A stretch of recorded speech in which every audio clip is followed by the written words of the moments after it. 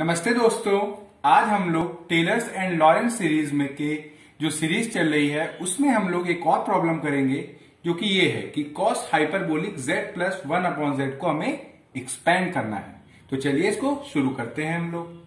तो ये जो फंक्शन है आप बहुत ध्यान से देखिए, ये हर जगह एनालिटिक है सिवाय कहां पे, z इक्वल टू 0 को छोड़ के।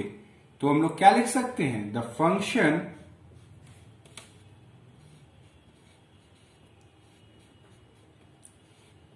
इसको लेट कर रहे हैं हम लोग एफ जेड, ठीक है। तो जो फंक्शन है f z equal to cos hyperbolic z plus 1/z, ये हर जगह एनालिटिक है सिवाय कहां पे, z इक्वल टू 0 को छोड़ के,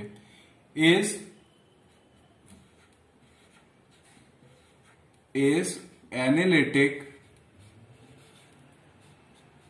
at every finite value of z except at z equal to 0। यानी कि z इक्वल टू 0 को छोड़ के ये फंक्शन हर जगह हमारा एनालिटिक है। तो अब हम लोग इसको एक्सपेंड करेंगे लॉरेंस फॉर्म में, यानी कि देन, अच्छा क्या बात है इसमें, then f z is expanded in the Laurent series as. तो हम लोगों का जो फंक्शन है cos hyperbolic z plus 1/z, इसको हम लोग लॉरेंस सीरीज के रूप में एक्सपेंड करेंगे। तो हम लोग लॉरेंस सीरीज में थ्योरम भी पढ़ी है हम लोगों ने, दो उससे रिलेटेड प्रॉब्लम भी किए हैं, तो हम लोगों को लॉरेंस सीरीज बहुत अच्छे से पता है। वो क्या होती है कि f z equal to cos hyperbolic z plus 1/z equal to, ये हम लोगों ने पढ़ा हुआ है क्या, समेशन n इक्वल टू 0 से इनफाइनाइट an z की power n plus summation n equal to 1 से इनफाइनाइट bn z की पावर माइनस n। ये हम लोगों को पता है, ठीक है। अब हम लोगों का यहां से सोल्यूशन इसका स्टार्ट होता है। तो देखिए एफ जेड हम लोगों को पता है और an क्या होगा हमारा, वेयर an होगा हमारा, ये भी हम लोगों ने देखा है जब हम लोगों ने लॉरेंस सीरीज पढ़ी हुई है, 1/2 पाई integration along c F Z z की पावर n प्लस 1 dz। ये हम लोगों ने पढ़ी हुई है, ये कुछ नहीं सिर्फ और सिर्फ लॉरेंस सीरीज है, ठीक है। एफ जेड की जगह हम लोग क्या लिख सकते हैं, cos hyperbolic z plus 1/z। मगर उससे पहले हम लोग जरा c के ऊपर बात करेंगे जिसके अलावा हम लोग इंटीग्रेट कर रहे हैं। जो c है, where c is unit circle, ये क्या है हमारा यूनिट सर्कल, यानी कि यूनिट सर्कल है तो उसको कैसे लिख सकते हैं, जिसका ओरिजिन 0 है, मॉड z इक्वल टू 1, ठीक है। तो सो डैट, अब आपको पता है इसको हम लोग अगर पोलर फॉर्म में लिखेंगे तो लिख सकते हैं z इक्वल टू ई की पावर आई थीटा, ठीक है। दोनों साइड अगर डिफ्रेंशिएट भी कर देते हैं जरा इसको, क्योंकि अभी हम लोगों को dz की जगह हम लोग, क्योंकि हम लोगों ने बहुत सारे क्वेश्चन किए थे अलोंग द सर्कल में, तो हम लोगों ने देखा था कि हम लोगों को थीटा में सब कुछ चाहिए होता है क्योंकि उसमें इजी हो जाता है उसको इंटीग्रेट करना। तो यहां पे पहले हम लोग इसको इंटीग्रेट करके रख लेते हैं। तो z इक्वल टू ई की पावर आई थीटा होगा हमारा,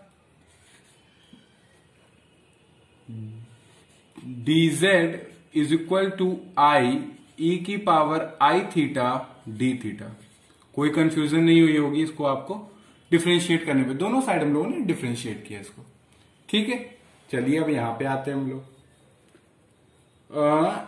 तो जो हमारा an है 1/2 पाई आई इंटीग्रेशन, अब सारी चीजें हम लोग थीटा में ले रहे हैं और हमें पता है कि कि जब एक सर्कल के अलॉन्ग जब हम लोग इंटीग्रेट करते हैं तो एंगल हमारा जीरो से जब पूरा चक्कर लगा के आता है तो 2 पाई होता है, यानी कि जीरो से थीटा हमारा 0 से 2 पाई होता है। अगर आपको ये सीखना है तो ऊपर एक आई बटन दी होगी, उसमें मैंने आपको बताया होगा कि कैसे अलोंग द सर्कल इंटीग्रेट करते हैं। थीटा इक्वल टू 0 से 2 पाई। एफ जेड लिखेंगे हम लोग cos hyperbolic z plus 1 upon Z. z की जगह क्या लिख सकते हैं हम लोग, e की पावर आई थीटा। तो ये हो गया e, आई हमारा होता है आयोटा, इसमें z की पावर कितनी है n+1, तो n+1, बहुत ध्यान से देखिएगा आप, n+1 थीटा। ठीक है, कोई कंफ्यूजन नहीं होगी। dz की जगह हम लोग क्या लिख सकते हैं, आयोटा e की पावर आई थीटा, यानी कि आयोटा थीटा डी थीटा, यानी कि आई e की पावर आई थीटा डी थीटा। कोई प्रॉब्लम नहीं। अब ये आई और ये आई हो जाएगा हमारा क्या, कैंसल। तो ये हो गया 1/2 पाई। ठीक, थीटा इक्वल टू 0 से 2 पाई। अब यहां पे जरा इसके ऊपर हम लोग थोड़ी सी बात करते हैं। हम लोगों को ये पता है, यहां पे आपको शॉर्ट में इसके बारे में बताते हैं कि कॉस थीटा हमारा क्या होता है, e की पावर आई थीटा प्लस e की पावर माइनस आई थीटा अपॉन 2। ये हम लोगों ने पढ़ा हुआ है, ये हम लोगों को पता है। अब e की पावर आई थीटा हमारा क्या है, z। ठीक, और e की पावर माइनस आई थीटा क्या है, 1/z। ठीक है, और ये हमारा 2 जो नीचे है, तो ये जो 2 है ये उधर चला जाएगा। तो 2 cos theta is equal to z plus 1/z हुआ। तो इसी का हम लोग यूज करेंगे यहां पे कि z प्लस 1/z की जगह हम लोग क्या लिख सकते हैं, कॉस हाइपरबोलिक 2 कॉस थीटा। ठीक है, और यहां पे आप देखिए जो e की, रुकिए आपको करके दिखा देते हैं। e की पावर आई थीटा एक तरफ लिखिए, एक तरफ लिखिए e की पावर आई एन थीटा, और आई कैंसिल हो गया है, तो यहां पे है e की पावर आई थीटा डी थीटा। तो देखिए यहां से e की पावर आई थीटा और e की पावर आई थीटा हो जाएगा कैंसिल। ठीक है, तो an हमारा क्या हुआ, an हमारा हुआ 1/2 पाई 0 से 2 pi cos hyperbolic 2 cos theta, e की पावर ये ऊपर चला जाएगा तो minus iota n theta d theta. यहां पे हम लोग पहुंचे, कोई प्रॉब्लम नहीं हुई होगी। बहुत हम लोग इजी स्टेप जो बेसिक चीजें उनका यूज किया हमने। अब देखिए यहां पे हम लोग इसको लिखेंगे an को 1/2 पाई 0 से 2 pi cos hyperbolic 2 cos theta, इसको हम लोग लिखेंगे cos n theta minus i sine n theta d theta. ये हम लोगों ने पढ़ा हुआ है, बेसिक कॉम्प्लेक्स जो हम लोगों ने पढ़ी होती है 12th में, उसी का यूज किया हम लोगों ने। 1/2 पाई 0 से 2 pi cos hyperbolic 2 cos theta cos n theta d theta. अब ये चीज यहां पे हमने इतनी मल्टीप्लाई की, cos hyperbolic 2 cos theta cos n theta. अब इसको भी करते हैं हम लोग, और इसको थोड़ा अलग लिखेंगे। ठीक है, माइनस आई अपॉन 2 पाई, ठीक है, 0 से 2 पाई, 0 से 2 pi cos hyperbolic 2 cos theta sine n theta d theta. कोई प्रॉब्लम नहीं हुई होगी। ठीक है, हम लोगों ने बेसिक सा इसमें मल्टीप्लीकेशन किया है। अब हम लोग थोड़ा सा इसमें क्या कहते हैं, इसके ऊपर थोड़ी सी बात करने वाले हैं। किसके बारे में? इसके बारे में। तो इसको हम लोग मान लेते हैं कैपिटल एफ जेड। किसको? Cos hyperbolic 2 cos theta sine n theta. ठीक है, तो एफ 2 पाई माइनस जेड क्या होगा? वो होगा cos hyperbolic 2 cos 2 pi minus theta, और ये जो साइन है, रुकिए इसको मैं फिर से आपको बता देता हूं, यहां पे स्पेस नहीं है। तो देखिएगा आप, यहां से मैं स्टार्ट कर रहा हूं इसको, कि जो एफ 2 पाई माइनस थीटा होगा, इसको हम लोग थीटा मानते हैं, एफ थीटा। ठीक है, फंक्शन ऑफ थीटा है क्योंकि सारे वेरिएबल थीटा में ही है। तो ये cos hyperbolic 2 cos 2 pi minus theta sine n 2 pi minus theta, यानी कि थीटा की जगह हम लोग क्या पुट कर रहे हैं? 2 पाई माइनस थीटा। यहां पे भी 2 पाई माइनस थीटा, यहां पे भी 2 pi minus theta.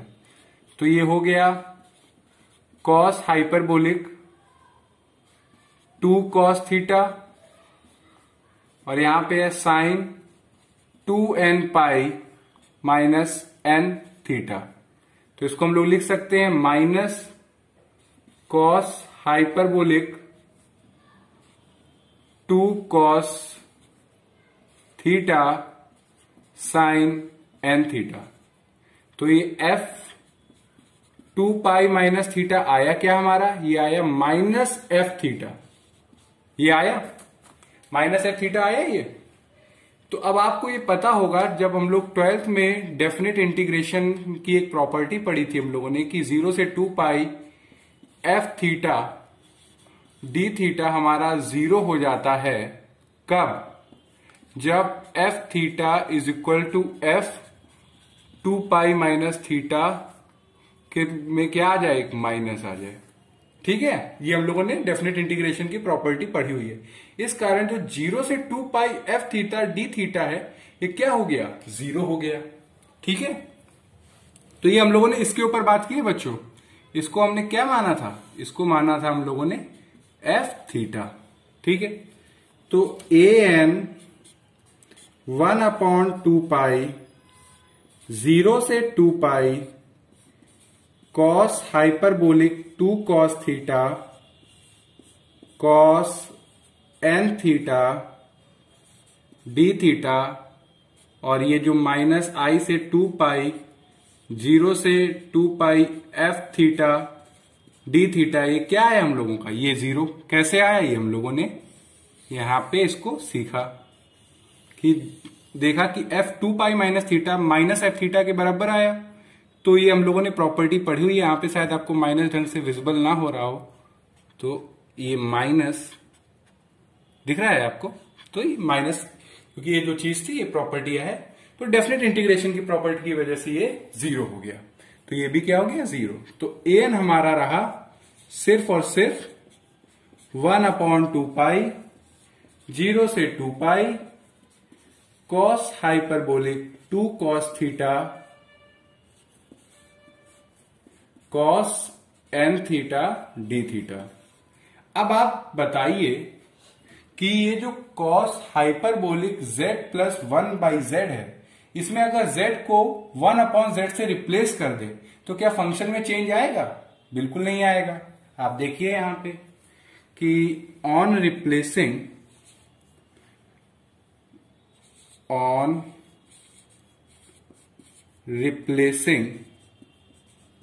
z by 1/z in cos hyperbolic z plus 1/z, the function remains unchanged, कोई फर्क नहीं आएगा, remains unchanged। आप करके देख लीजिए। अब cos हाइपरबोलिक है, z की जगह 1/z कर दो और 1/z की जगह आ जाएगा z, तो आई तो वही चीज। तो यानी कि z को 1/z से रिप्लेस करने पे फंक्शन पे कोई फर्क नहीं पड़ा। तो जो हमारा bn होगा, यानी कि a की पावर -n वो क्या होगा, ये होगा हमारा 1/2 0 से 2 cos hyperbolic 2 cos theta cos -n theta d theta. अब आप लोगों को पता है कि जो कॉस होता है ये हमारा एक इवन फंक्शन है, ठीक है, तो उसकी वजह से, और साइन हमारा एक ऑड फंक्शन है, तो 2 cos theta cos n theta d theta है तो सेम वही रहेगा, ठीक है, यानी कि bn is equal to a की पावर -n सेम है। तो अब कुछ नहीं करना है हम लोगों को, जो यहां पे जो फंक्शन दिया हुआ है उसमें ये वैल्यू हम लोग पुट कर देंगे। तो fz is equal to cos hyperbolic z plus 1/z is equal to summation n equal to 0 से इनफाइनाइट an z की power n summation n equal to 1 से इनफाइनाइट, जो bn है उसकी जगह हम लोग क्या लिख सकते हैं, जो bn है उसकी जगह हम लोग क्या लिख सकते हैं, a की पावर -n, और a की पावर -n और an दोनों है ही सेम, कोई चेंज नहीं है। तो अब एक काम करते हैं, इसमें से a0 निकाल लेते हैं, तो समेशन ये यहां पे क्या था, z की पावर -n, ठीक है बच्चों। तो n इक्वल टू 1 से थीटा an z की power n plus summation n equal to 1 से इनफाइनाइट a की पावर -n क्या है, 1/2 0 से 2 cos 2 हाइपरबोल 2 cos theta cos n theta d theta, जो कि क्या है, पूरा पूरा an ही है क्या, an ही है। तो ये हुआ an z की पावर -n, तो a0 plus summation n equal to 1 से इनफाइनाइट an कॉमन ले लेंगे, z की पावर n प्लस z की पावर -n, तो ये हमारा cos hyperbolic z plus 1/z है, और यही हम लोगों को प्रूफ करना था। जहां पे an हमारा क्या है, या an आया है हमारा 1/2 0 से 2 cos hyperbolic 2 cos theta cos n theta वो डी थीटा, समझ गए होंगे, ठीक है। तो जो प्रूफ करना था वो हम लोगों ने रिजल्ट ले आए, cos hyperbolic z plus 1/z equal to a0 plus summation n equal to 1 से इनफाइनाइट an z की पावर n प्लस z की पावर -n। और इसी के साथ जैसा मैंने प्रॉमिस किया था कि कॉम्प्लेक्स इंटीग्रेशन में आपको जो जो मैंने बात बताई थी इंट्रोडक्शन में वो सारी मैंने कवर करी, और जितनी भी मुझे लगती थी कि जो इंपॉर्टेंट प्रॉब्लम्स है वो मैंने आपको बताई। अगर आपको लगता है कि कोई प्रॉब्लम है जो सॉल्व करने वाली है तो आप कमेंट सेक्शन में लिख के जरूर बताएं, ठीक है। और इसमें कहीं अगर कोई डाउट हो तो आप जरूर हमें लिख के बताइएगा। और हम लोग नेक्स्ट वीडियो पे सिंगुलैरिटी के ऊपर बात करेंगे और इसके बारे में पढ़ेंगे अच्छे से, ठीक है। Thank you.